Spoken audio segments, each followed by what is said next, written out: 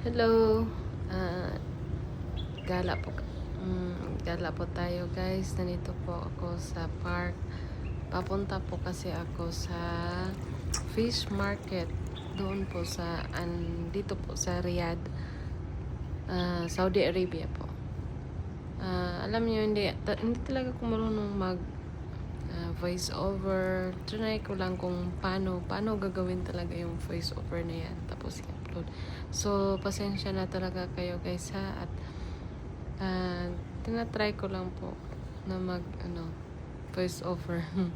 So ngayon galing po ako sa sa work ko from night shift sa duty ko po kanina. Tapos, off kasi ako 3 days. So, wala akong pagkain, wala akong maluluto. Pag-uwi ko, so sabi ko, try ko nga maglakad-lakad. Malapit naman din sa dormitory ko yung fish market. Medyo lang siya, malalayo siya lalakarin. Pero while naglalakad po kayo, dadaan kayo sa may park, sa National Museum. So, ito lang talaga ang nakagandahan. Kasi sa panahon ngayon is nagsa-start na yung winter.